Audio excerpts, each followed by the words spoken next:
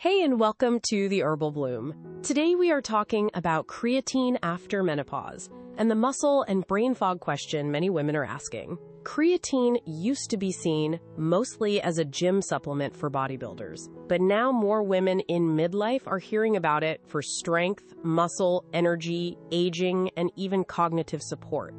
So the question is understandable. Should women after menopause care about creatine? This video is for education and general wellness support only. It is not medical advice.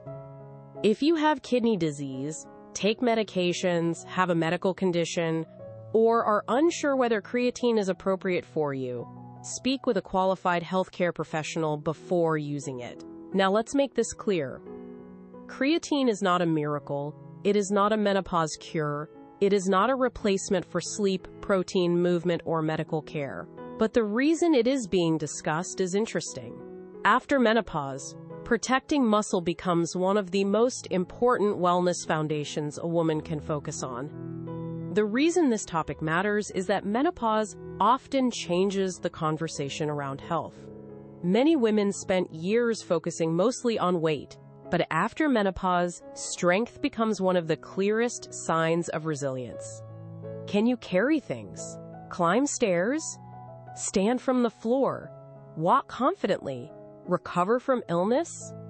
These questions matter as much as the number on the scale. One more reason strength matters is confidence. When your body feels capable, daily life feels different. Stairs, grocery bags, travel, gardening, and getting up from the floor all become less intimidating. If you choose to discuss creatine with a professional, bring the full picture: your strength routine, protein intake, kidney history, medications, hydration, and goals. Better context leads to better decisions. Muscle is not just about appearance. Muscle helps you stand up, walk, climb stairs, carry groceries, balance, recover, and maintain independence. It also supports metabolism and blood sugar handling. After 45 and 50, many women gradually lose muscle if they do not actively protect it. Hormonal changes, lower activity, poor sleep, under-eating protein, and too much dieting can all make this harder. That is why the first question is not, should I take creatine? The first question is, am I giving my muscles a reason to stay? Muscle needs a signal. That signal is strength training, not extreme workouts, not punishment, not a gym identity. It can be simple: chair squats, wall push-ups, resistance bands, hip hinges, light dumbbells, carrying groceries with awareness, getting up from the floor, slow controlled movement 2 or 3 times a week. This tells your body, we still need strength. Then protein gives your body building material. Without strength and protein, a supplement cannot do the whole job. Strength training is the signal, but recovery is part of the signal too. If you push hard and never recover, the body may feel more stressed, not stronger. After menopause, many women do better with consistent, moderate strength work, paired with enough protein, sleep, hydration, and walking. The routine does not need to be extreme. It needs to be repeatable. That confidence is not built by a supplement alone. It is built by small, repeated proof that your body can still adapt. So where does creatine fit? Creatine helps the body recycle energy in muscles during short bursts of effort.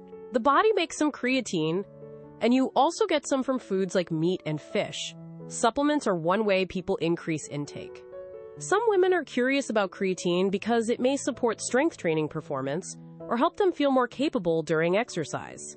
Some are also interested in research around cognitive function, fatigue, and aging, though this area should be discussed carefully and without exaggerated claims. The practical point is this: creatine is not the foundation. It may be an add-on for some people.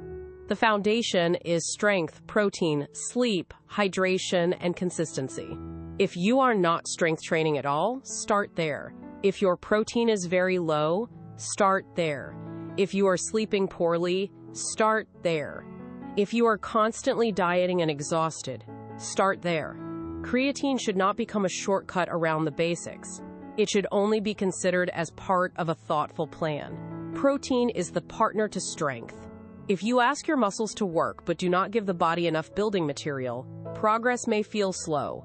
This does not mean every woman needs the same exact protein number. It means each meal deserves a clear protein anchor. The body needs a repeated message that strength is being supported. Creatine may be part of the conversation, but strength practice is the conversation your muscles understand most clearly. Now let's talk about brain fog. Many women in perimenopause and menopause describe feeling less sharp, more forgetful, or mentally tired. Brain fog can be connected to many things: poor sleep, stress, thyroid issues, low iron, medications, depression, anxiety, blood sugar swings, nutrient gaps, and hormonal changes. So do not assume. If brain fog is sudden, severe, worsening, or concerning, speak with a clinician. For daily support, the foundations matter again. Sleep quality, protein at meals, hydration, walking, strength training, reducing cognitive clutter, using lists, creating calmer transitions, protecting deep focus windows. Creatine may be part of the conversation for some people, but it should not be the only answer to brain fog. Your brain is not separate from your body. When sleep is poor, meals are inconsistent, stress is high, and movement is low, the brain feels it. So before adding another supplement, look at the pattern around it. Creatine can sound confusing because it sits between sports nutrition and healthy aging. That is why the context matters. For a woman who is strength training, eating enough protein, hydrating well, and cleared by a professional, creatine may be a reasonable topic to discuss. For someone hoping it will fix fatigue while sleep and food are chaotic, it may be the wrong first question. If you are curious about creatine, here are careful questions to ask. What am I using it for? Am I strength training consistently? Am I eating enough protein? Do I have any kidney concerns or medical conditions? Do I take medications that require professional guidance? Am I choosing a reputable product? How will I measure whether it is helping? And what will I stop doing if it does not help? These questions make supplement use more intentional. Also remember that some people notice water weight changes, digestive discomfort, or no noticeable effect. Bodies respond differently. The goal is not to chase every trend. The goal is to make wise decisions for your body.